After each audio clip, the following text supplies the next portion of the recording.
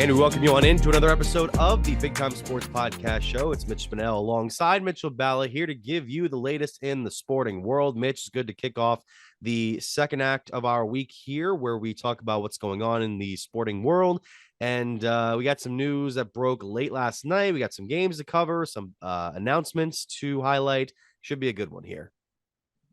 Yeah, I mean, I woke up to the news. You sent it to me while I was asleep, actually. So we do have some news to talk about. I know we're recording a day later than usual because we wanted to make sure we could cover the Cavs before heading into the All-Star break. Girls tournament play has already started. Girls are back in action tonight in our respective areas. Lots to break down here as we get into a fun time now. And, you know, people might think, oh, football's over, Mitch. What are they going to talk about? We have plenty to talk about. Of course, we got baseball. We got coming up. We got basketball in its height right now.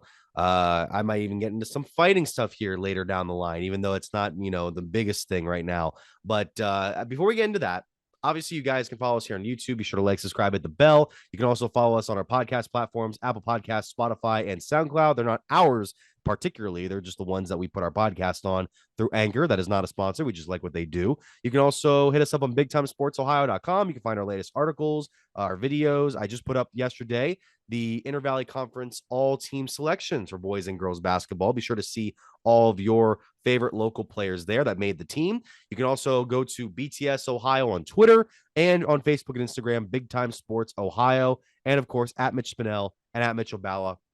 Pretty much everywhere: Facebook, Twitter, Instagram, MySpace, the works. So we now go over to start off with, Mitch, the Cavaliers game last night, and we'll get to the news obviously in a second here because it's pretty big. But Cavs went into Philadelphia last night, and it was embarrassing for the first three quarters. Philadelphia just looked like they were ready, much more ready for the game than the Cavs were. The Cleveland looked timid at times. The shots weren't falling. You had multiple turnovers that led to Philadelphia points. All five starters were in double figures. James Harden nearly had a double-double in the opening quarter, midway through the opening quarter. And once you got into that fourth, like many times this season, the Cavaliers staged a bit of a run, and it's not easy to come back from a 28-point lead, even in an era now where 28-point leads can feel like 8-point leads sometimes. That being said, Cleveland didn't escape with the victory. You lose that game 118-112. Philadelphia extends the gap a little bit going into the All-Star break. And Mitch, to me, it's just kind of, I give them a lot of credit for coming back, but I think it's just kind of an example of where Cleveland stacks up in comparison to Boston, Milwaukee, and Philadelphia, even though Cleveland has played with those teams multiple times this season and has beaten them. Yeah, and I think there's been a common factor when we talk about these Cavs losses in big games this season, Mitch. You look back all the way to the day after Christmas when we played the Brooklyn Nets. Now, obviously, it's a new look Nets team that is in the NBA right now, but at the time, Kevin Durant and Kyrie Irving played, and that team shot 61% from the three-point line. You look last night, the Sixers after the first quarter were 7 of 8 from behind the three-point arc. You mentioned James Harden, Mitch. That was the first time I've seen James Harden play like that this year out of the games I've watched of the Sixers, at least on national television. Now, I don't watch every Sixers game. I don't get every Sixers game. The Sixers came out last night like they had a point to prove, as they should. Mitch, if there's a team right now in the Eastern Conference that has the most to lose, it is the Philadelphia 76ers. How many times do we need to talk about a team that has a player like James Harden, who is notable recently for choking in the playoffs? Joel Embiid, not showing up for every single playoff game. Doc Rivers, the most 3-1 series leads blown in NBA history. This is a team, Mitch, that came out with a point to prove last night, and they flexed on the Cavs, who are a young team. They were dominant from behind the three-point line. Joel Embiid showed that he is a problem, even if the Cavs have 2 7-footers. And it's not the Cavs' fault they couldn't stop him, Mitch. Right now, it's a 1A, 1B race for MVP. I truly don't know if you get it wrong between Jokic, who would then be the third time in a row winning the most valuable player award, and Joel Embiid, who's finished runner-up to him the past 2 years. The Cavs, though, Mitch, did not look like a team that's number one in the NBA in defense. Last night, they came into the matchup, the number one rated defense in the league. 38 points in the first quarter. They only gave up 25 in the second quarter, but at that point, the Cavs only scored 14 second quarter points. I mean, that's abysmal for a team that has the likes of 4 players in your starting 5 that you feel like you go to any given moment to get a basket in Garland, Mitchell, Mobley, and Allen. The Cavs couldn't score. And you mentioned it so many times we've seen this year. The Cavs then are up for 42 fourth quarter points. They outscore the Sixers 74-55 in the second half last night.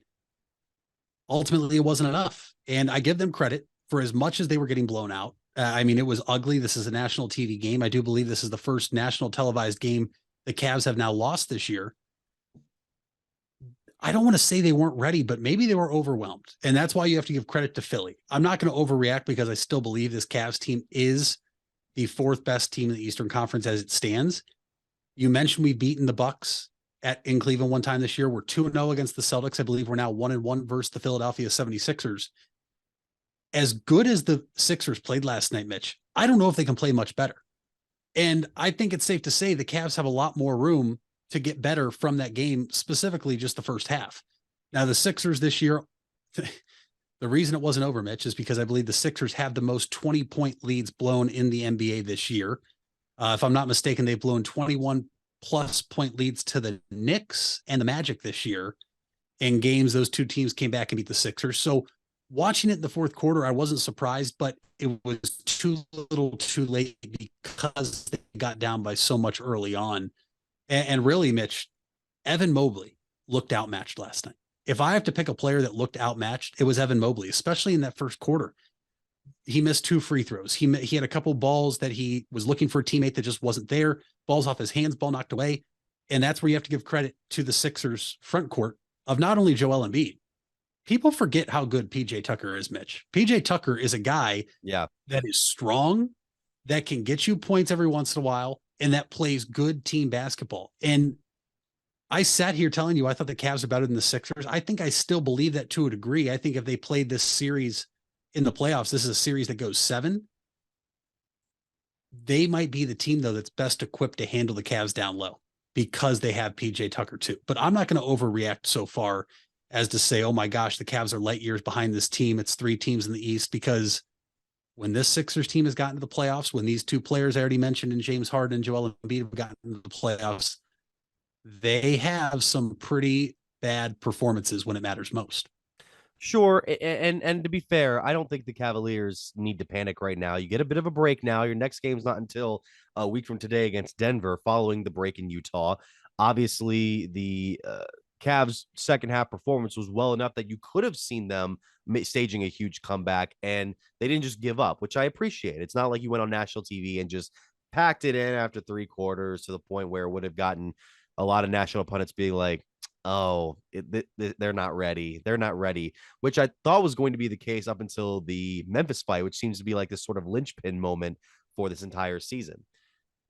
That being said, I also think that the Cavaliers are sort of this buffer right now for the contenders and the pretenders with the Eastern Conference. And I don't know if you agree with me on that, but you see on the standings here, Cleveland is 4th, obviously, 5 games behind first place Boston, who they've beaten twice, 4 games behind Milwaukee, which granted you won in a game where you didn't have Giannis and a bunch of other pieces on the floor, but you still got the win, beating Philadelphia.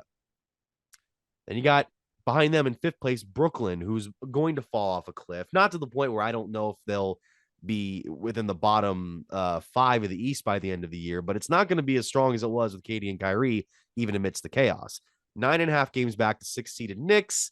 The Knicks beat you at the Garden, but I could see the Cavs taking them in a 7-game first-round series. Miami, Atlanta, Toronto, Washington. I mean, the Cavaliers are just sort of they're almost like the hipster pick to win the Eastern Conference at this point in the season. Yeah, that's spot on, because I think the Nets are still a playoff team. Now, when I say playoff team, I understand that play-in doesn't count as a playoffs, but I kind of just group that together because you're fighting for a playoff spot while playing an extra game or 2 potentially to get into the playoffs. I think the Nets will still make it, but there's only one team behind the Cavs that would really kind of frighten me if we played them, and that's the Miami Heat. And I think that Miami Heat have the same exact thing that the Sixers have, and that's a big man that has shown that he will dominate against you and the 2 bigs you have in Bam Adebayo. That game the Heat came into Cleveland and won just a couple weeks ago, Mitch, was very eye-opening, because Jimmy Butler to me is the ultimate competitor without being labeled as a top player in basketball right now, if that makes sense. Like, nobody has Jimmy Butler in their top 10, but we all know what Jimmy Butler is capable of. We saw what he was capable of in the bubble against the Lakers in the NBA Finals. He is somebody that takes the game of basketball and obviously his profession very seriously. And Bam Adebayo is an all-star center. He has been an all-star. He might not be this year. But with where we're at today, yes, there's one more round of games tonight as we record this, but the Cavs are ahead of where I think you and I probably projected them to be heading into the All-Star break. And it's kind of frustrating because in the past, the All-Star break, at least when our parents were younger, was the midway point of the season, much like the MLB All-Star break is. And now here are the Cavs at 38, you only play 82 regular season games. So we're approaching almost the 3-quarter mark of the season. They still have 2 games against the Celtics. I believe they still have 2 games against the Bucks and at least 1 or 2 against the Sixers, or I might be confused with the Bucks and the Sixers. The Cavs play every single game in the Eastern time zone, I believe, except for one after the All-Star break, which is in Chicago. And they already really got through the gauntlet of their schedule, Mitch. We sat here and talked about in the 2020 year, right after Christmas, they're going to hit these games, and these are all playoff contenders, and some of these are title contenders, and they survived that. They're 15 games above 500. I will take that. I will take the 4 seed in the East, and who knows what happens. Look, the Celtics right now are still without Jaylen Brown, Marcus Smart, I believe. Tatum is sitting here and there. The Bucks, hottest team in the NBA right now, 11-game win streak going into the All-Star break. Mitch, I am excited to see what happens here. I think the Cavs are as solidified as the 4 seed in the East. And if they were to fall to the 5 seed, okay, but if they fall to 6 or anything below that, this is going to be a monumental collapse and failure for the Cavs. No, I agree. I even got some numbers here. The Cavs, since the start of the season, 15-9, since you mentioned that run where you're going to have a whole bunch of potential playoff teams to play in the regular season. They have 1 game left against Boston in Boston. Two, excuse me. They have a back and back, whatever that's called. They have 2 games against Brooklyn, 1 game against Philadelphia, and then 2 games against Miami, which are both in Miami in 2 days. I saw that. I don't know if that's a scheduling, if that's just an error on the website. I saw that as well. I think Orlando is also listed as that as well. If you go down to the bottom of the schedule to end the year. Okay, so ESPN.com might just have an issue unless I'm correct. I'll certify it. Well, speaking of, one number I know ESPN did get right, the one that caught my eye. You mentioned Miami. They are the only team, along with the Cavaliers this season, that is averaging less than 110 opponents' points per game throughout the league. Cleveland is currently at 106.1, tops in the league. Miami's at 108.3. Everyone else is 110 or above. So if you're going to have a defensive matchup or a tough defensive matchup in the postseason, it's going to come against a Heat squad that keep in mind, this was a team, what was it, 2-3 years ago was in the finals bubble. So this is a capable team. Maybe the rest of the league caught up to them. Certainly caught up to the Lakers, and they took the Celtics to 7 games, I believe, to go to the NBA Finals last year. This is a team, Mitch, that I think has been slept on. They have definitely been underwhelming so far in the regular season, but it's a team that I don't want to see in the playoffs, right? I mean, yes, you don't want to see Boston, Milwaukee, or Philly in the first round, but I don't want to see Miami in the first round. As fun of a series as that could be, and even if the Cavs were to play them, and if they lost to them, you would probably learn more out of that than getting in and sweeping a potential Knicks or whoever wins the play-in. Right now, it's the Heat, Hawks, Raptors, Wizards. Yeah, Miami is a team, Mitch, that is just kind of flying under the radar that I feel like has a switch they can turn on as soon as they make the postseason that I don't want to see. That's fair. Now, the Cavaliers' loss last night featured a couple of players that were out for the game. You had Cedi Osman, who was dealing with some neck spasms, Ricky Rubio, who was dealing with an illness. You also had 2 players who were inactive, just not playing in the game. And one of those players may not be active for the Cavaliers for much longer. And this is a segment that emotionally touches more than some average run-of-the-mill Cavaliers player you sign in for the rest of the season. Not to compare it to like Danny Green, who just signed with the team. That's fun because he came back after 13 years. But it's the end of an era in Cleveland. Kevin Love and the Cavaliers have started discussions on a buyout, and the sides could come to separation terms during the All-Star break. That was reported by Jason Lloyd and Shams Charania for The Athletic late last night. Like I was driving home from my night shift, and it was like 1 it was like 1 a.m. around that time, and I got that notification on my phone, and I almost couldn't believe it. But if you've seen what's happened over the last few weeks, you can. Love has been in Cleveland for 9 years now. He is the last remaining member of that 2016 finals winning Cavs team. You were reportedly formally requested to be bought out on Wednesday, and he's in the final year of his deal worth $31.2 million, and he hasn't played in the last 12 games. He's been out of the rotation. So, Mitch, it's not unexpected. It's unfortunate, and it just kind of signifies, you know what's funny? It signifies the end of an era, but it's not a bitter end because we've made this amazing turnaround to the point where this team can survive even with those pieces no longer with the organization. Yeah, you're right. I think typically when you think end of an era, you think, oh, well, they're back to sucking, right? They're this team that can't compete. But here we have sped up the rebuild process, obviously. Kobe Altman, give him his flowers. He got into that 3-team deal to get us Jared Allen. We got Darius Garland. We drafted Evan Mobley. And then we traded for Donovan Mitchell. This rebuild has been sped up. Kevin Love, though, Mitch, holds a very big place in my heart because of the 2016 NBA Finals, because of the name and the expectations he helped bring to the Cavs when we acquired him for Andrew Wiggins back in the offseason before the 14-15 season. This is a player that I think, first off, he's a 5-time All-Star. He was an All-Star here in Cleveland. I think he was a player, Mitch, that I don't want to say we took for granted, but I think there's some people who took him for granted. I agree with that. I think that you saw how good he could be when playing alongside LeBron and Kyrie. And there's always going to be the what if. What if Kelly Olynyk does not rip his arm out in the first or second round of the 14-15 playoffs? Do the Cavs win the finals then against Golden State? Potentially. I mean, the Cavs just ran out of gas because Kyrie was hurt and missed the series after game one. Matthew Dellavedova was literally on fire that series, but had to go to the hospital to get IVs because he was cramping. So you just always wonder. But Mitch, this is also a guy that the Cavs signed to a huge extension when LeBron left. That was very eye-opening. Why are we doing this? And, you know, it was the Cavs saying, we're not going to rebuild. Well, it ended up looking like we had to rebuild. And, you know, Kevin became frustrated. There's still the many plays under John Beilein where he chucked the ball at Colin Sexton. He turned the ball over on purpose, and he was frustrated. And I believe it was partially because he was told it wasn't going to be a rebuild. At the same time, Mitch, he's a big part of the turnaround. Look back to last season. Last season was so much fun. He was fun. He was re-energized. He was playing big time minutes. And Kevin Love now, and look, something could still happen, but all signs point to him being bought out. I truly believe he hasn't officially been bought out yet because the Cavs are probably trying to A, agree on money, and then B, try to keep him away from the Eastern Conference. Obviously, reports are out there that Miami is the front runner to land him, which would be so scary because if you do play Miami, this is the Cleveland fan in me.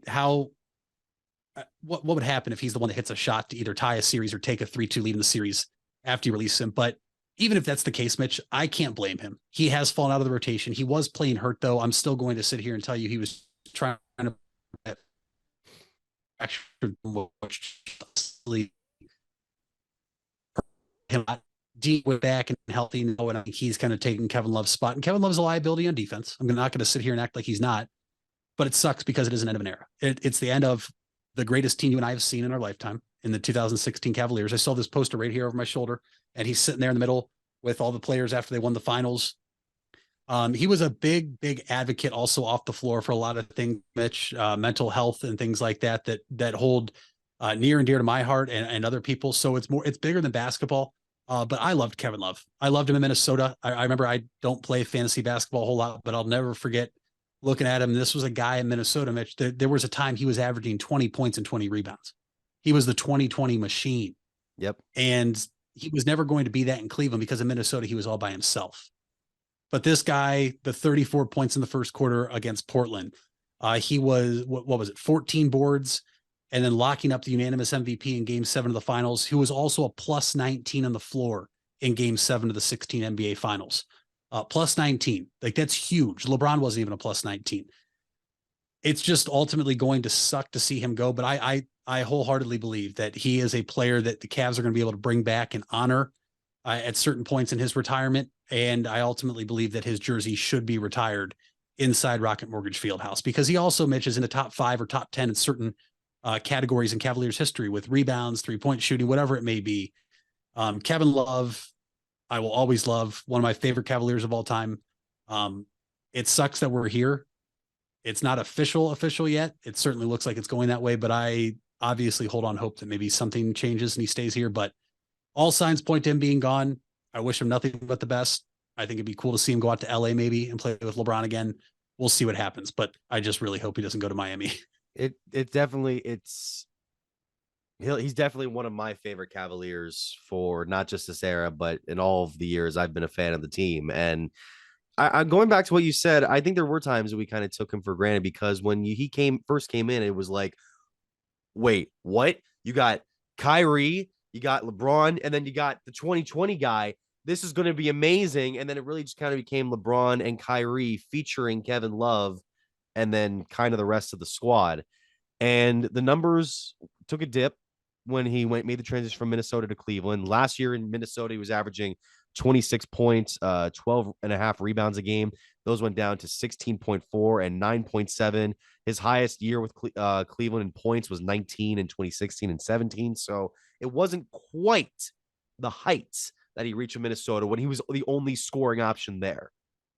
That being said, you listed off all the reasons why he was special. He showed you how talented he could be, how he could break out for these big scoring performances, how good of a spot shooter he could be from the 3-point line, how much of a paint presence he could be putting the ball back up in the basket or getting a key rebound and making an athletic play. I remember watching him lock down on Curry at the top of the key, wondering if he was going to fall off the tightrope, and he didn't. He stared the unanimous MVP, like you said, dead in the face, and Curry blinked first. Maybe 9 other times out of 10, Curry would have him blink first, but that was the one moment that he stepped up. And he had a number of key plays around the end of that finals game too. But he was able to share in the franchise's greatest moment. And I'm extremely lucky to have been able to watch him over these years and see him embrace the city and community. Because even though, like you said, he had a bit of a stretch there where I think it was April of 2 years ago, which is crazy that he was firing the ball at teammates. He just looked like he was completely done. And granted, it took the team getting good again for him to be like, all right, I'm back on board. But he could have easily just checked out of here after the end of that first contract. And he was able to stay behind, do a lot of good for the community. You mentioned that Players Tribune article of his that was kind of eye-opening at the time and really kind of opened the floodgates to other athletes, hopefully and potentially getting help. Yeah, that's really all I have to say about Kevin Love. I know he'll be inducted into Springfield soon in a couple of years from now. We'll be at his jersey retirement ceremony. And I hope that people, when they look back on this era, on the era of Cavaliers basketball from 2014 through, let's say, 2018, you remember he could play. The guy may have not have been LeBron, may not have been peak Kyrie for the Cavs. Dude could play. And I hope that's the biggest message people take away from this discussion. All right, when we come back, we'll go over some of the high school rounds for this week. We'll also go over some baseball since now pitchers and catchers have officially reported to spring training. Stay with us. Hey there, folks. This is Mitch Spinell, and I want to give you guys a quick message regarding 988. If you don't know what 988 is, it was created to make it easier to remember how to get help in the event of a mental health or addiction crisis. This is different than a medical, fire, or police emergency where 911 should still be called immediately. 988 connects you with Stark County's Crisis Center, which is equipped to help people in emotional distress or experiencing a mental health or addiction crisis. So remember, 911 for medical, fire, and police emergency help, and 988 for support in overcoming a mental health crisis in Stark County. Buying a home has never been so affordable with record low interest rates. Hartzler's Quality Housing is ready to put over 40 years of experience to work for you. Family owned and operated since 1978, Hartzler's has a wide selection of model homes on site with a knowledgeable team to help make your new home a reality. Open 6 days a week. Visit them off I-77 in Dover or online at hartzlers.com. Hartzler's Quality Housing. Quality from start to finish. You deserve the best. And at Ferris Chevrolet, Buick, Cadillac, Toyota, that's what you get. We consider you, the customer, to be part of our family. Anybody can make promises, but when you visit Ferris, you get the Ferris deal from a Ferris wheel. So if you're looking for a car, truck, or van, think Ferris.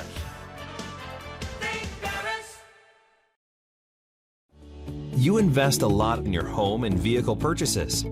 Van Nostrand Young and Associates want you to feel secure should anything happen to those investments. We partnered with providers like Grange Insurance and other industry leaders to be sure you're presented with the most complete coverage to fit your needs. Because we're not only here to protect the items you invest in, we're here to protect your future as well. Call Van Nostrand Young Insurance in North Canton at 330-497-1867. We all have 206 things in common.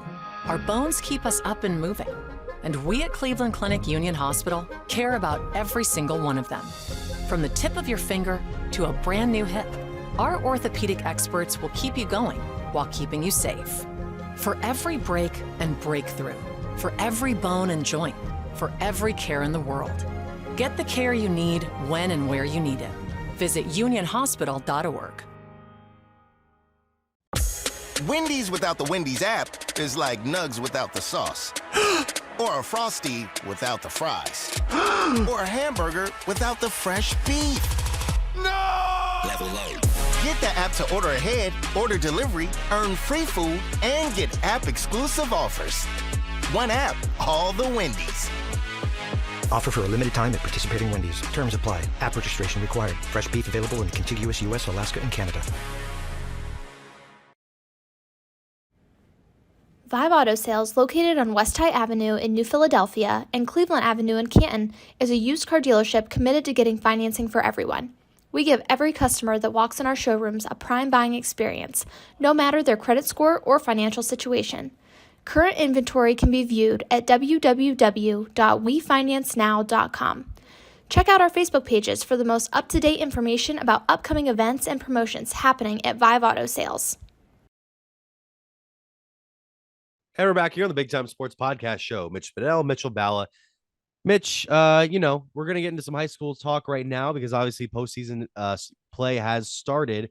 A lot of games starting in girls basketball. Boys starting next week. I believe there were some games in the Stark County area that fans were able to go out and see earlier this week. I mean, kind of give us a rundown, man. Who's in, who's out, who's going to be playing this weekend for a chance to go to the districts?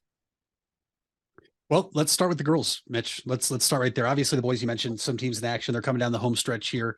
You have a couple teams like the Green Bulldogs who played Akron Firestone. They played Nordonia to get ready for the playoffs. Jackson played Medina, Shaker Heights. But besides just affecting the overall records, there's nothing much there besides getting ready for the playoffs. So, Mitch, we look at the brackets. Games are tonight. The sectional championship games are tonight.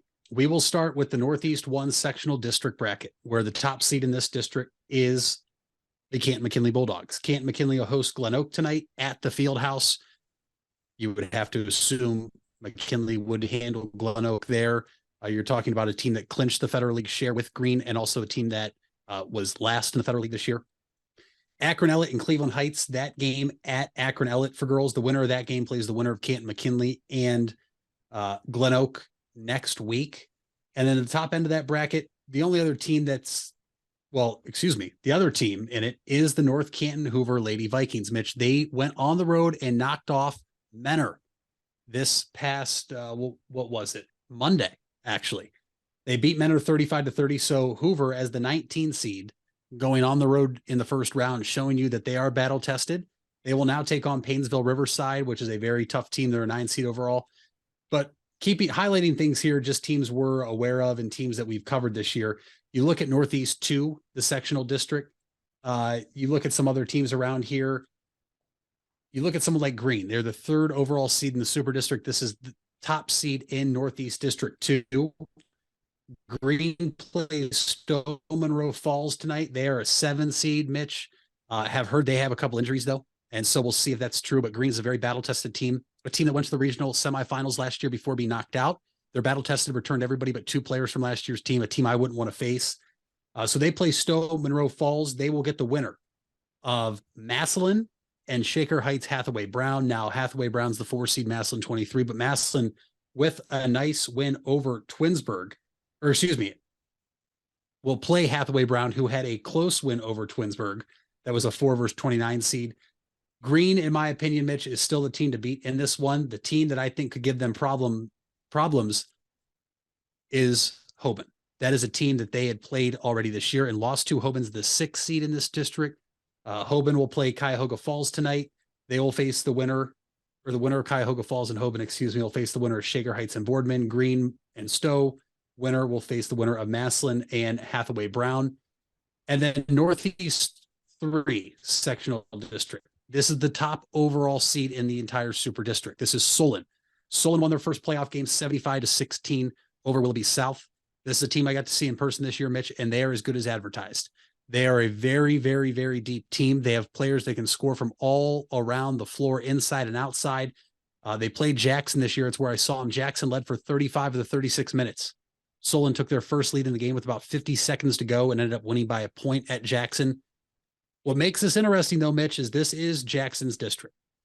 And these 2 teams could potentially meet in the district final. So you have Solon playing Ashtabula Lakeside tonight. That's 1 seed versus 35.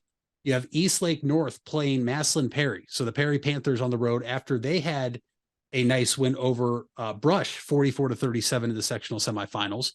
So the winner of North and Perry will take on the winner of Solon and Ashtabula Lake. Jackson hosts the Nordonia Lady Knights tonight at Jackson High School. I will be over there calling that game. Jackson, the 10 seed. Obviously, Mitch, we talked with them before the season, head coach Anthony Butch. This is the team that went to the Final Four last year, returned 2 Division I commits, 3 of the starting 5 from last year's team, and they were just hindered by injuries all year. Lauren Pilata missed 3+ weeks. Lena Patabanla missed 3+ weeks. Megan Campbell missed over half the season. Mitch, they're all back. And that is huge for Jackson. Megan Campbell, who was thought to have been lost for the entire season, returned last week in the final regular season game at Salem, played 18 minutes.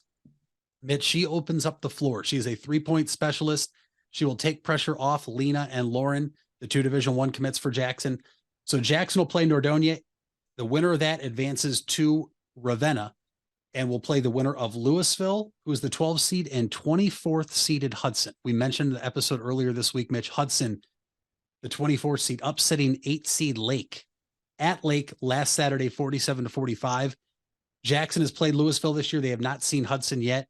So if Jackson gets by tonight in the sectional championship, they will be game 2 next week of the Ravenna District semifinal. That's an 8 p.m. tip next Tuesday. Mitch, if this shapes out how it's could, and they play Solon, those are 2 top teams. And I would have to imagine Jackson feels really good at getting back at that team now with Megan Campbell back and knowing that they led for 35 of the first 36 minutes of that game earlier in the season. But this girls tournament, Mitch, we mentioned it before. We mentioned when we talk playoffs with anything. Just because you're the top overall seed does not mean anything. Lake just got to witness that last week. It is whatever team is playing the best basketball right now. The hottest team, Mitch, to me, can be more dangerous than the top seeded teams that are just coming in thinking they're going to get by. And so it's not going to be a surprise to me if when we talk next week, we're talking about some of these top seeds being upset by lower seeded teams that are just playing well right now. I'm excited, though, because I think the Federal League has a plethora of teams that can make a deep run here. Looking at Green and McKinley, obviously, first, the 2 teams that won the Federal League. Jackson, now that they're healthy, if everybody's healthy and meshing, this is a team that has the experience to get back to where they want to go. Harry with a big win, Hoover with a big win. This is going to get fun now.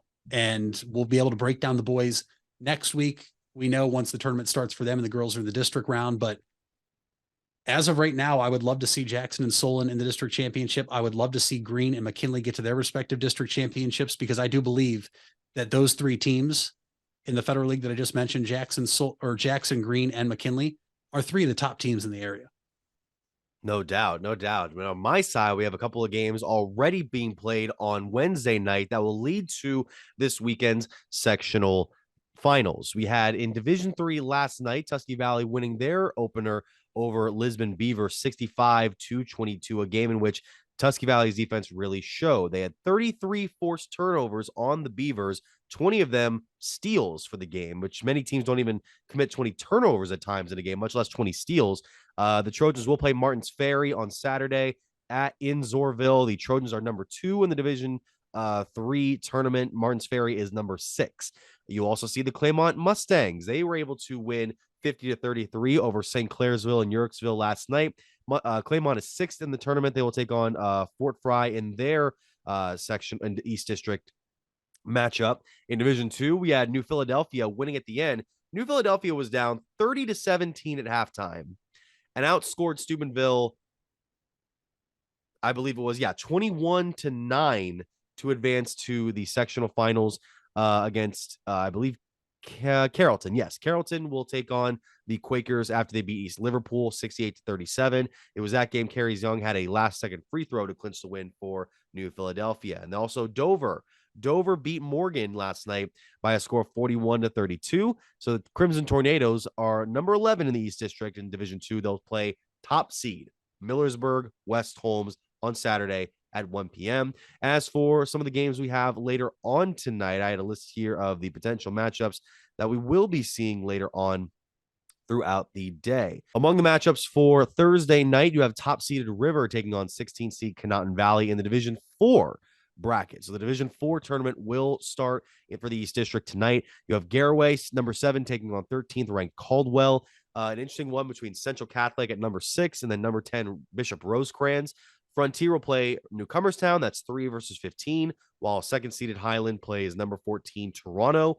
Number 8 Malvern will host number 11 Steubenville Catholic Central, while the 4th-seeded Strasburg Tigers will take on number 9 Shenandoah. So those are the games we have for the girls' side of the tournament. The boys coming up next week.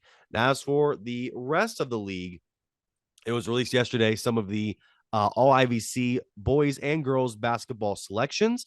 There were a number of players selected for the honors. Among them, both of the players of the year for the North and the South. There were actually 3 among both divisions yesterday. Garaway's Alex Roden and Sandy Valley's Dante Fiello were named the IVC South co-players of the year, while Jalen Barino was named the North player of the year. His coach, Dennis Tucci, also was named IVC North coach of the year, while Sandy Valley's Gary Offenberger took the South honors. Now, Barino was one of 2 first-teamers for the Hornets. Mitch Miner was the other one. There were 4 overall, and that included the likes of Dylan Phillips and Jason Barino.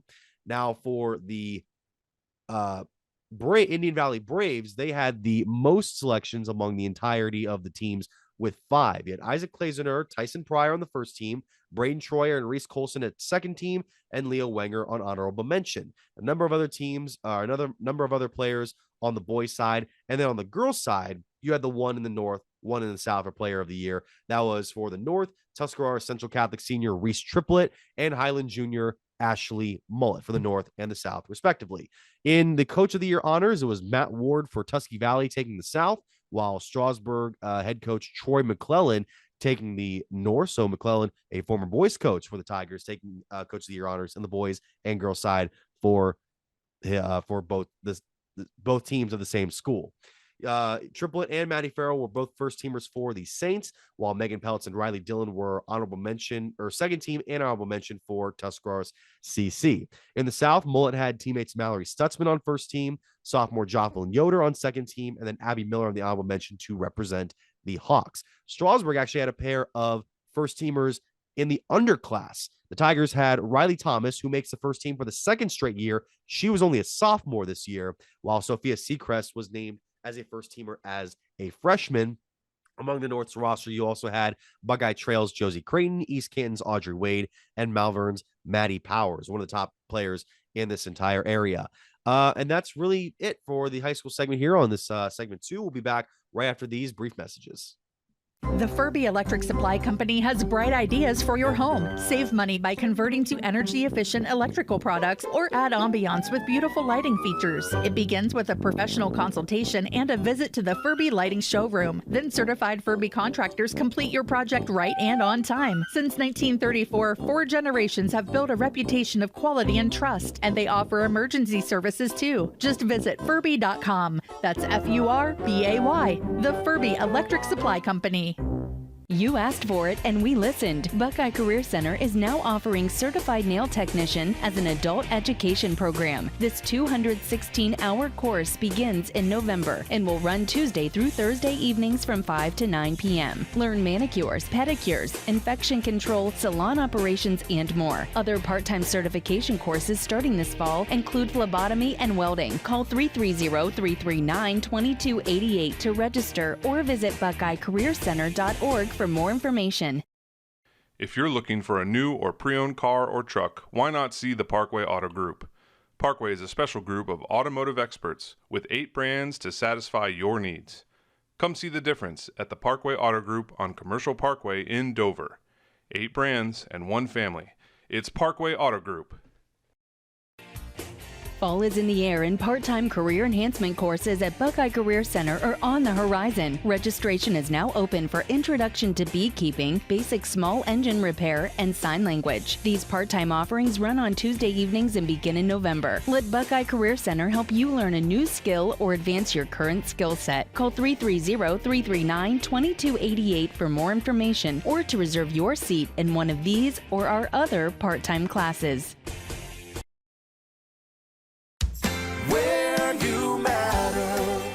You matter. Everyone plays a part. We all have a role. Each of us can make a difference. You do matter, and the best way to have a positive impact is to pay it forward. With each of us helping one another to cope, feel better, and know that we belong. Pass on the positivity today. Tell someone else they matter too. Alt Care. Alt Care, Alt Care. Where you matter. We all have 206 things in common. Our bones keep us up and moving. And we at Cleveland Clinic Union Hospital care about every single one of them. From the tip of your finger to a brand new hip, our orthopedic experts will keep you going while keeping you safe. For every break and breakthrough, for every bone and joint, for every care in the world. Get the care you need when and where you need it. Visit unionhospital.org. Are you trying to increase your speed, quickness, vertical leap, and agility? If so, NST Sports Performance is for you. NST trains athletes ages 5 through pro. NST designs each program specific to the athlete's needs, goals, and sports. For more, visit nstsports.com. Locations in North Canton and New Philadelphia. It's nstsports.com. Back here on the Big Time Sports Podcast Show, Mitch Spinell and Mitchell Balla. Mitch, we are now at the start, as you mentioned in the last podcast, in baseball season now. We are heading into spring training. Pitchers and catchers reported yesterday, including the Cleveland Guardians, who are out in Goodyear, Arizona. It's an exciting time as the position players will be reporting here very soon. I believe it's today, if I'm not mistaken. I believe you're right. I know yesterday there was some pitchers trickling in. There have been a number of players, Mitch, for respective teams that got out there earlier, either A, to get ready for the season, or B, the World Baseball Classic is coming up here in March, that yes, there are going to be players from across Major League Baseball playing for the respective countries. To my knowledge, I don't know if there are any Guardians, at least on the U.S. roster. I do believe we have a couple players for other countries. I love the World Baseball Classic. It's so much fun to watch, but at the same time, it's also just exciting to see some of these faces and players that we fell in love with last year during the Guardians postseason run, to see how much progress they made in the offseason, who came back, who got, and some of these younger guys, Mitch, that, you know, are always rumored around the trade deadline as top prospects. If the Guardians are going to be involved in a top trade, you know, maybe see what happens here in spring training, how they perform in spring training games. But not only that, Mitch, this year we get a new look at some of the new rules and things in place for baseball. right away. The first game in both the Cactus League and the Grapefruit League, those rules will be put in place. I know we have a couple that we don't like, a couple that I do like, but it's exciting all around because baseball is not far away at all. Both professional, college is already underway, as well as high school baseball tryouts for the respective varsity teams start next week. So we are right around the corner, probably about a little over a month. Let's call it 5-6 weeks from first pitch being thrown here in Northeast Ohio for high school baseball. I'm happy you brought up the MLB rule changes because I did forgot to do this at the start of the show. And I don't mean to cut off conversation with the sponsor. Well, not even a sponsor, but just a promotion for us. But we have been starting to put clips of our show not only on the Big Time Sports podcast show YouTube channel. You can also find us on my TikTok. It's Mitch Spinell on TikTok, and also here on YouTube Shorts. You can find like abbreviated versions on the portrait side. I believe it's portrait, landscape, portrait side. I've edited the videos down to just kind of get them condensed, but you can obviously watch them here as well to get the full picture. Now, as you mentioned, the World Baseball Classic, there are no American players for the Guardians, or that the Guardians will be representing this year. It'll be Richie Palacios from the Netherlands, Andres Jimenez for Venezuela, Bo Naylor and Cal Quantrill for Canada, and Cade Smith as well. Colombia will be represented by Diane Froyas and Mabrice Valoria, and Israel will have Josh Wolf, and Aniel De Los Santos is a designated pitchers pool player for the Dominican Republic. So, with that, I kind of wanted to talk about some of the things you heard from your favorite commissioner, Robert Manfred, yesterday. Or I believe it was yesterday. There were some topics he touched on, such as the possibilities of what Oakland might be doing with their stadium and yada, yada, yada.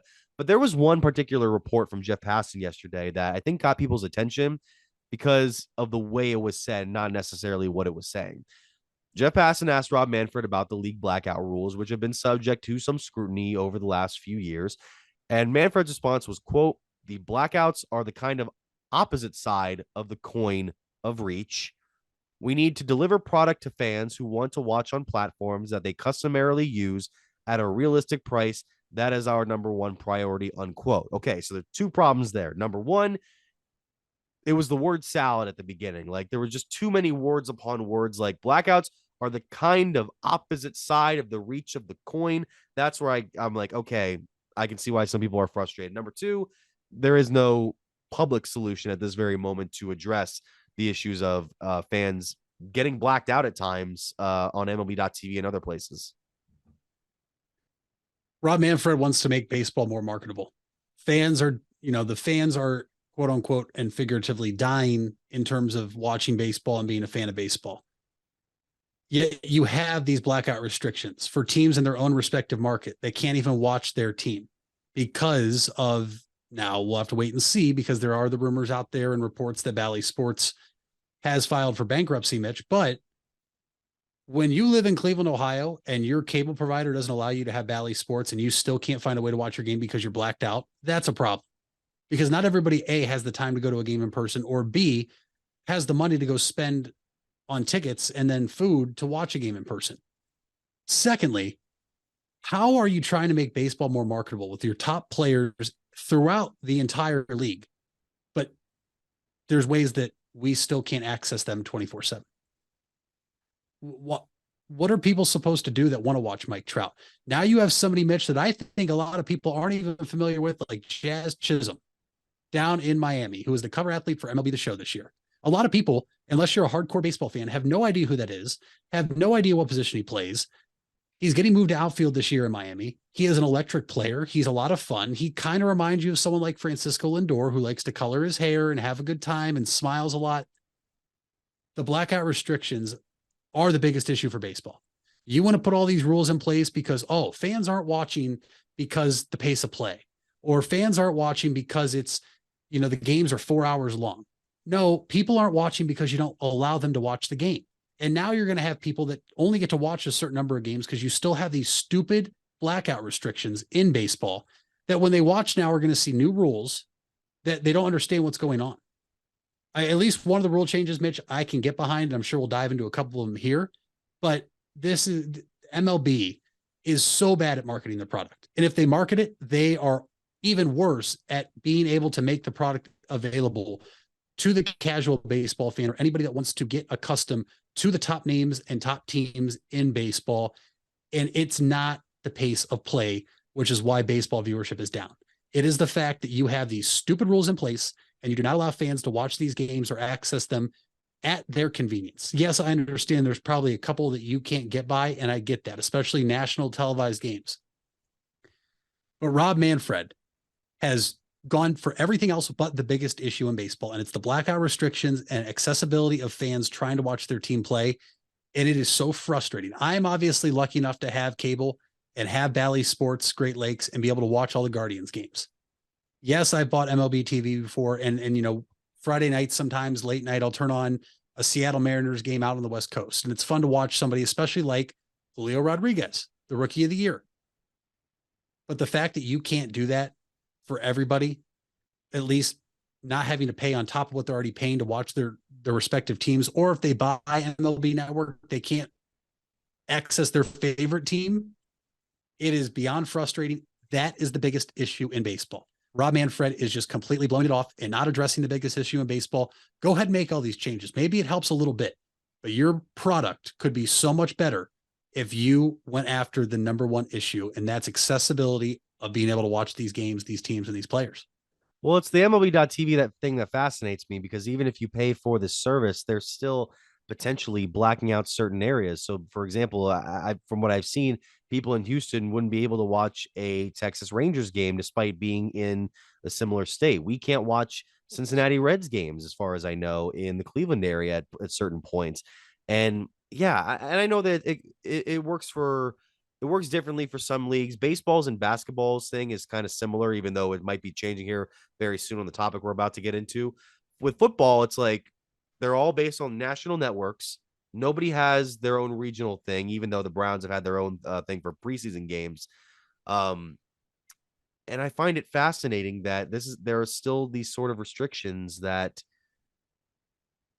can really hinder a season that requires viewing every single day, or at least would, to warrant growth in a sport that needs it. I completely agree. And you mentioned the MLB package that you can do. Mitch, there are people that buy that still can't even access Guardians games because they're in the Cleveland area.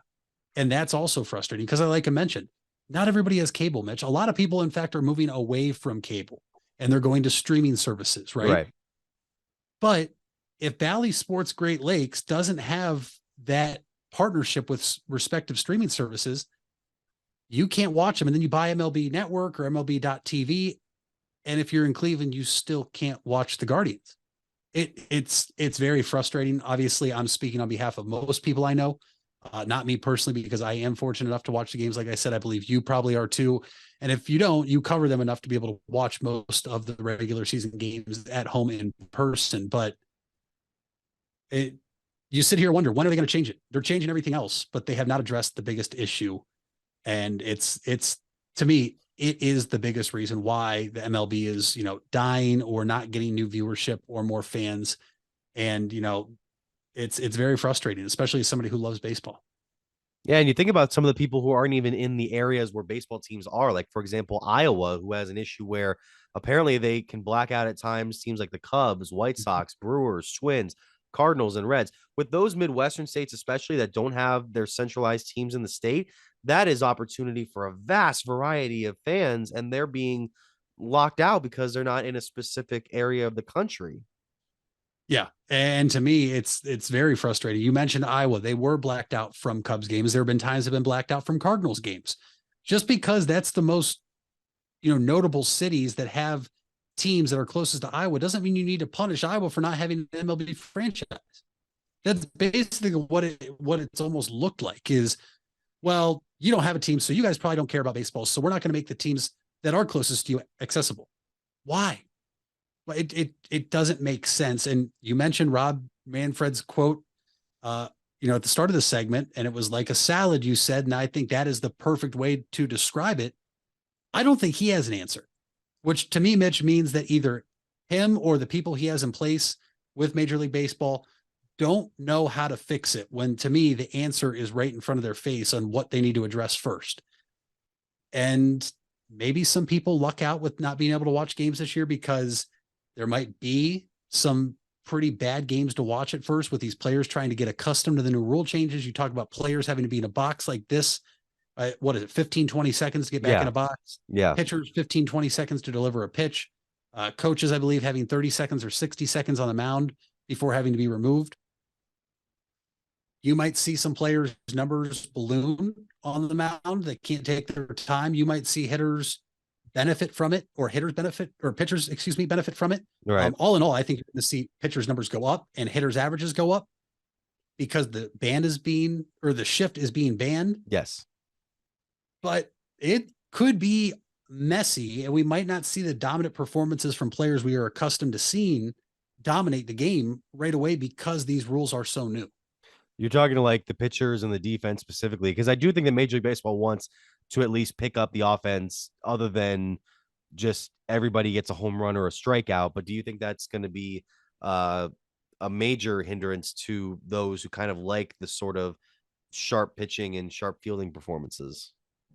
I do, because I think you're going to, how many times last year, Mitch, when Jose Ramirez is up, for example, best player on the Guardians, my favorite player, when he is up as a left-handed hitter, he is a switch hitter. They still put a shift on for him. How many times did you see him hit balls into shallow right field, that there's the second baseman out there in shallow right field to throw him out? Now you're going to see hitters like that. You have hitters like, I'm trying to think, Joey Gallo, right? Now, granted, he's a home run hitter, but we saw him last year struggle in New York, go to LA, kind of revive himself with a change of scenery. Mitch, that's a guy who couldn't hit backside of the field to save his life. Right. Now you're going to see some guys who have a higher average. Now you might see pitchers give up some more runs because they have to pitch differently, or because for the past, I don't know, however many years it's been, a fielder being there on a routine ball that looked like a single that turned into a ground out now is going to be a routine single. So these pitchers' ERAs are going to jump.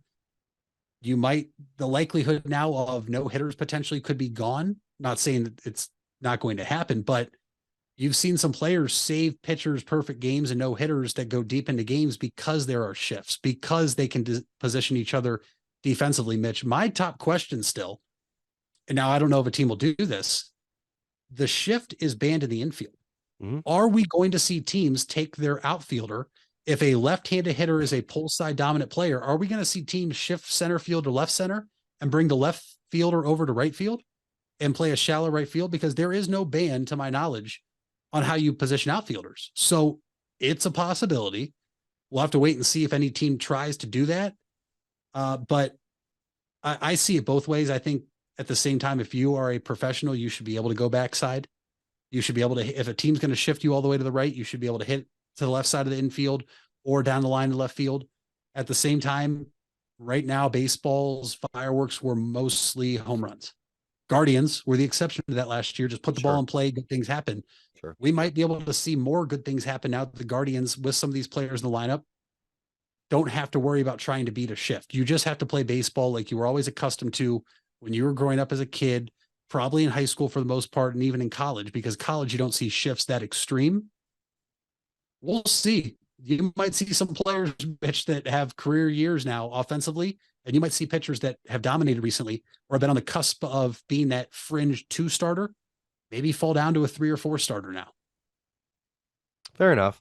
There was the other topic that Manfred addressed yesterday that regarded the impending bankruptcy of Diamond Sports Group. And Diamond Sports Group is the subsidiary of Sinclair that runs the multiple Bally Sports regional networks that we have for the Guardians and Cavaliers games. So Diamond Sports Group announced Wednesday that it would skip its $140 million interest-only payment and thus enter a grace period that will probably lead to a bankruptcy filing. Then this could impact the regional sports networks, because now it's like, where are these games going to be broadcast? Now, Manfred, I think, gave a better answer to this on Wednesday. He says he hopes teams will continue to be paid their rights fees while the process plays out, saying that the teams don't want to have They don't want the teams to have financial difficulties, and they've been spending a lot of time and effort trying to work with them, figure out where they are. He says, we think it'll be both linear in the traditional cable bundle and digitally on our own platforms, but that remains to be seen. Now, as I said, our first hope is that Diamond figures out a way to pay the clubs and broadcast the games like they're contractually obligated to do. I mean, you have a whole network dedicated to the league. You have a streaming base that fans could tune into. It's a little tricky now with YouTube TV viewers like myself who lost MLB Network. That being said, it looks like at least Major League Baseball could have something in setting to offset what is potentially a disaster for Diamond. We'll have to wait and see. I like to give people the benefit of the doubt until it happens. I'm not going to give MLB the benefit of the doubt. This is a spot, though, Mitch, where I can't blame Rob Manfred. As much as I do not like him, as critical as I am of him, this is something out of his control. He does not run the Diamond Sports Group. Right. He was not a part of the Diamond Sports Group that purchased, what was it, from Fox for $10.6 billion. And he is not the head of Diamond Sports Group that is now going, as it looks like, to fail for bankruptcy. So this is out of his control. But to me, this goes back to what I just said about him and the blackout restrictions. This is a potential spot for Manfred to flip the script and get baseball viewership back to where we would like it to be and make all the games accessible. Now, obviously, there's going to be a few teams that aren't affected by this at all. You look at the Yankees, who have their own network, the Red Sox, I believe the Cubs and White Sox, or at least just the Cubs, have their own network. The Dodgers. I think there's about 7 teams in baseball that have their own network that are not affiliated with Bally Sports and the Diamond Sports Group, or formerly Fox. It's going to be interesting. I hope that, like Rob says, they're contractually obligated to still fulfill their dues and their deeds of broadcasting these games for teams on this network. I hope they still do that. We'll have to see what happens, because, Mitch, this doesn't just affect the viewership. He mentioned in that quote you read, and I have it pulled up here in front of me, they paid so much to be able to do this, and they owe teams money. And that money, Mitch, goes to the team and allows the team to spend that money on players. I believe we saw it when the Indians at the time, back in 2013, signed the likes of Nick Swisher and Michael Bourne, because we went from Sports Time Ohio to Fox Sports Ohio. And with the money and the cash inflow that the Indians organization got at the time, that allowed us to go out and do something we don't really do, and that's spend money in free agency. And now if these teams don't get that money, teams like us, teams like the Oakland A's, the Tampa Bay Rays, these teams are at the bottom of the payroll, Mitch, are now losing out on more money. And that's not the organization's fault. As critical as you can be of Paul Dolan and other owners, that's not their fault. They signed an agreement and it was fulfilled and supposed to be promised of money and this much money on this date and so on and so forth. Not only could this hurt MLB in terms of viewership, but this could hurt teams financially and how they're going to go about paying players. So it's very intriguing. Like, this is something I'm intrigued by. And like I said, I can't put the blame on Rob Manfred of Major League Baseball here. No, and the only thing that concerns me about and getting Major League Baseball getting those rights back to potentially end the blackouts is a good thing. Going direct to consumer, though, would not allow the league to match the money that it currently generates through the cable model, according to Manfred, at least not in the short term. But it could be a short-term fix while we figure out what's going on with Diamond, because if they miss any payments to these teams, the teams can easily just terminate those contracts. Right. And I'm sure some teams have contingency plans for if that happens, they terminate contracts of how the games could be broadcasted regionally per every market and every team. And let's, for us as Guardians fans, Matt Underwood, Rick Manning, Andre, not that we're so accustomed to seeing on Bally Sports. Let's keep in mind, Matt Underwood and Rick Manning have been with them since it was Sports Time Ohio. So it's not like if Bally Sports falls out and can't do that, I would see those guys disappearing. I would like to think most teams have contingency plans and maybe ways for fans to still be able to tune into a regular broadcast, go out to a bar, with friends or family and be able to eat and watch baseball on TV. We'll have to wait and see, because this is going to be very, very odd. And hopefully if things do go south fast and they don't have the right contingency plans, and I'm talking about for every team, hopefully it's just this season, right? You don't want to see this spill over into 2024, 25, 26, so on and so forth, which I don't think it would. I don't know. As long as I can watch Guardians games, I'll be happy. But Mitch, if I can't watch Guardians games, I'm going to be one angry man. I already can't watch Guardians games. I have to drive up to the city in order to watch it on my local station's cable channel, or I have to go to my grandparents, which gives me an excuse to go and see them, other than the fact that I love and cherish them deeply. What do you guys think of the whole situation with Bally Sports and Diamond? Obviously, you can comment below or hit us up on one of the podcasting platforms. We'll be back right after this because there's some very interesting news in the NBA and a couple of other stories elsewhere. Hey there, folks. This is Mitch Spinell, and I want to give you guys a quick message regarding 988. If you don't know what 988 is, it was created to make it easier to remember how to get help in the event of a mental health or addiction crisis. This is different than a medical, fire, or police emergency where 911 should still be called immediately. 988 connects you with Stark County's Crisis Center, which is equipped to help people in emotional distress or experiencing a mental health or addiction crisis. So remember, 911 for medical, fire, and police emergency help, and 988 for support in overcoming a mental health crisis in Stark County.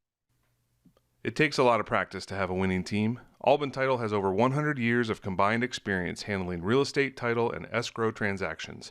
They serve Tuscarawas, Stark, Carroll, Harrison counties, and more. So choose Albin Title for your next home refinance, sale, or purchase. They'll get it done quickly and professionally. Contact Albin Title at 330-334-5800 or visit their website albintitle.com. Let them put their experience to work for you. Hard work is something you're accustomed to. Van Nostrand Young understands that principle.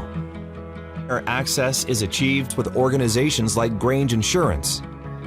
Safety and prevention specialists utilize our VanCan assessments process to ensure that you and your colleagues are in the best hands. You want the safest environment for your business, and we can guide you there. Call Van Nostrand Young Insurance in North Canton at 330-497-1867. If you're purchasing a new home, the team at Hartzler's Quality Housing is here to help. Take advantage of record low interest rates to make your new home a reality. Locally owned and operated since 1978, Hartzler's Quality Housing has the experience to guide you through the process. You'll find a wide selection of model homes on site to fit any budget. Open 6 days a week just off I-77. You can also visit them online at hartzlers.com. Hartzler's Quality Housing. Quality from start to finish. You deserve the best. And at Ferris Chevrolet, Buick, Cadillac, Toyota, that's what you get. We consider you, the customer, to be part of our family. Anybody can make promises, but when you visit Ferris, you get the Ferris deal from a Ferris wheel. So if you're looking for a car, truck, or van, think Ferris.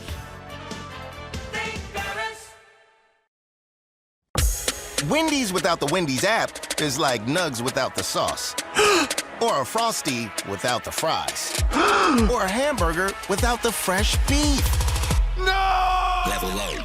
Get the app to order ahead, order delivery, earn free food, and get app-exclusive offers. One app, all the Wendy's. Offer for a limited time at participating Wendy's. Terms apply. App registration required. Fresh beef available in the contiguous U.S., Alaska, and Canada.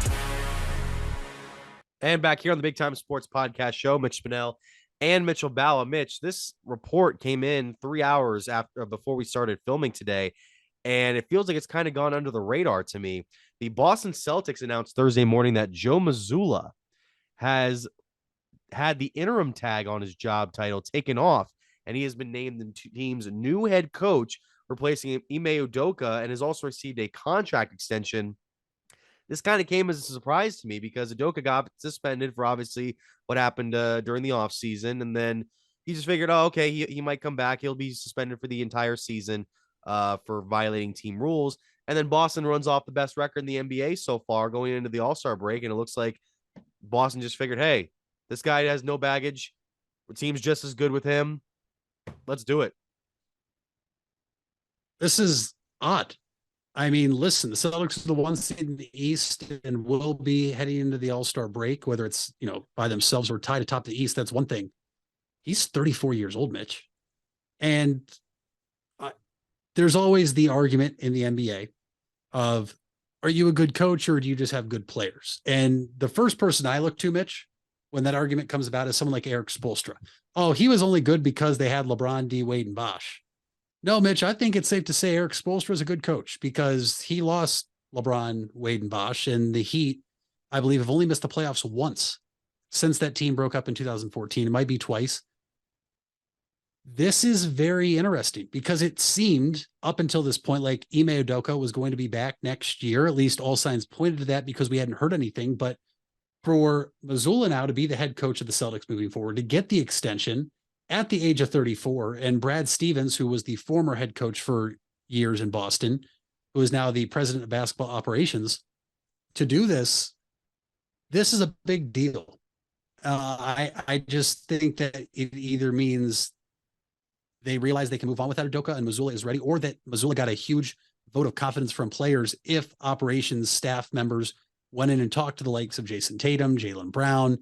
I mean, the list goes on and on, just the first two notable players on the Celtics.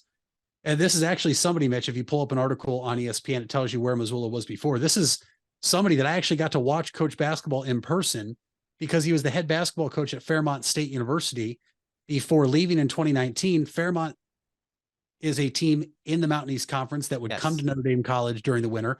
So without even realizing at the time that I was going to be watching a guy coaching college basketball as the head coach of an NBA team in the future, it's pretty cool to see where he's come from. And the chain reaction he had, he left Notre Dame College's coach, ended up leaving NDC and went to Fairmont State to take that position. So pretty cool how it's all worked around now. But this did come out of nowhere. And it's going to be interesting because now what happens to Ime Udoka? Is this something that goes deeper than just the Celtics organization? Is this something that other teams in the NBA won't want to deal with? Or, I mean, Mitch, this is a very good coach. This is a team that coached in the NBA Finals last year. Could he latch on with another team that has head coach vacancy in the offseason? Obviously, we'll wait to see what certain teams do till after the season. But if it was just an organizational thing with the Celtics, Mitch, I would have to believe Ime Udoka is the head coach of some NBA franchise next season. Yeah. Once teams are done with, the turnover of firing a head coach and starting over, whatever it may be. But good for Mazzulla. I mean, like I said, 34, he has to be the youngest coach in the NBA. This is a big time spot for somebody his age, in his position. And I don't want to say lack of experience, but at the age of 34, you can only have so much experience as other coaches in the NBA that have coached for years upon years upon years. This is a good spot for him. And we'll have to see how far the Celtics go. At something on ESPN, as I pulled up this article, the best record at the All-Star break, how they fared over the past 10 seasons. Well, the Celtics are going to have the best record at the break. Going back, 8 years, every team in here, Mitch, has at least made it to the second round of the playoffs, if not the conference finals, NBA finals, or winning the NBA finals. Obviously, a couple of those teams like the Warriors, 14-15, 15-16, 16-17, the Rockets in 17-18 before losing to the Warriors, the Bucks twice, 18-19, 19-20, the Jazz, the Suns most recently in 21-22 before being ousted last year to the Mavericks, and now the Celtics with their situation to still be determined on how they fare in the regular season and playoffs, but he joins good company. We'll have to see how the Celtics fare for sure. And if they can hold on to the number one seed out of the All-Star break, because like I mentioned, Milwaukee, the hottest team in the NBA right now, 11-game win streak, just one game behind Boston. No doubt. Going back to Mazzulla, by the way, he's 34, as you mentioned. Brad Stevens was 36, by the way, I believe, when he took the Celtics job a few years ago out of Butler. I believe he would be at least the third youngest coach in history because there were two 33-year-olds that ended up taking over teams in the NBA. That was Sidney Lowe, former North Carolina State alum, and then Ryan Saunders, Flip son. So there's that. As far as the rest of the show goes, I had two more topics. Number one was the Chiefs Super Bowl parade earlier this week. I think it was yesterday. And look, you can say there every time you see a Super Bowl parade now or a championship parade, everyone's in their feelings. Rightfully so. You're celebrating a monumental achievement by your local team. That being said, we had some quotes yesterday from Patrick Mahomes and Travis Kelce regarding how people thought the AFC West said that we were rebuilding. That's what Mahomes said. He said, I'll be honest with you, I don't even know what rebuilding means. He clearly knows what rebuilding means. In our rebuilding year, we're world champs. And it's like, guy, we get it. Okay. I picked the Chargers to maybe take you on in the AFC West. I get it. I was wrong. You made it back to the Super Bowl. You took on a good Eagles team and won. You got some help, but you won. You did it. You made that final kick. You made that comeback in the second half. Then you got Travis Kelce, being the hype man. I mean, his didn't really bother me as much, but it's the optics of the Chiefs, the Kansas City Chiefs, these Kansas City Chiefs of this era being underdog. You have to be like a one-loss team in a Super Bowl from the NFC to make me look at Pat Mahomes and go, "Oh, buddy, you have an issue going into this game." I don't know. It seems stupid. And this is obviously coming from a bitter fan whose team can't even get to the Super Bowl, I guess. But it seems stupid to me. I agree. Mitch, they were underdogs. They were the second favorite in the AFC to win the AFC behind the Bills. Huge underdogs. Nobody saw this coming. They only went to their third Super Bowl in 4 years? Yeah. I mean, just a remarkable season. So that would be next year. If the Bills make it, Mitch, they were huge underdogs. So the second best odds on the board to get to the Super Bowl at plus 850. The Chiefs are the favorite, but maybe if the Chiefs lose a couple games, they're underdogs. It's like, dude, we're not doubting how good you are. We're more so looking to see what teams could potentially beat you. And you also did lose to the freaking Indianapolis Colts in week 3 or 4? You did. I mean, like, you also lost the fastest wide receiver in football that I think it's pretty obvious definitely helped you guys win games, but yeah, you have the best quarterback in football. You have the best tight end in football, potentially the best tight end ever. I mentioned last week, he's top 3 in my opinion. It's not, I don't get it. I mean, if that's what fuels you, cool. Yeah. Much like I talked about Georgia and Kirby Smart trying to tell the Bulldogs, nobody believed in you guys. They thought you were going to be a 7-6 team. Who said that? Yeah. Who said that? Now it's a little bit different, but I mean, you have the best quarterback in football. You have the 2-time MVP in Patrick Mahomes. I just think that we were just hoping maybe you wouldn't get back there. If you want to word it that way, sure. I was definitely hoping you wouldn't get back there. I like seeing new blood. I think everybody does. I think everybody kind of got the fresh taste of the Eagles being there. Yes, I understand they were there a while ago, but it's a completely different team now. Different team, yeah. This is still the same team. This is still the same head coach, the same quarterback, same tight end, a number of same players on the Chiefs that just won the Super Bowl. I definitely agree with you. I don't think Kelce's was as bad because we know Kelce is just this energetic guy who's a lot of fun. He also had some alcohol in his system, which definitely helps, and on his chain. Yeah, and on his chain. But to your point, it's wow, man, you proved all the doubters wrong because you were the second best odds to go to the Super Bowl this year, and you guys did it. I mean, I don't. Cool, congrats. Whatever helps you get going. And now Kelce said, "Are we a dynasty?" I think he already said we've been a dynasty. Yeah. Which, yes, you can call yourself that now, right? Like 3 Super Bowl appearances, you won 2 of them, but it's like one more. It's one more. I get that. I mean, listen, to say dynasty, I think people just put the Patriots up there right away because of what they did. Yeah.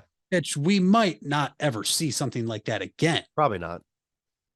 To me, a dynasty, until it's proven that we won't see it again, this is the start of a dynasty for sure. If they would have lost the Super Bowl, there's definitely no dynasty talk. You're just a really, really good football team that owns the AFC. I don't know. I find it funny when teams like to me, Mitch, if the Celtics come out and they win the East, we were doubted all year long. Nobody gave us a shot. No, you were the best team at the All-Star break. Yeah. The start of the year, you kind of wondered because you didn't have your head coach. Right. And then you prove everybody like, oh, you didn't really, not to say you didn't need Ime Udoka, but it's like, hey, you guys are still pretty good regardless of who's on the sideline over there. It's kind of like with the Warriors. It's like, yeah, Steve Kerr does good as a coach. You have 4 Hall of Famers in your starting lineup. Like, what are we doing here? What are we really looking at in terms of the optics? But yeah, you need one more. You're like, with football, with any sport, really, 3 is the key. It could be 3 consecutive years, could be 3 in, I would say, maybe 6 to 7 year window. Yeah.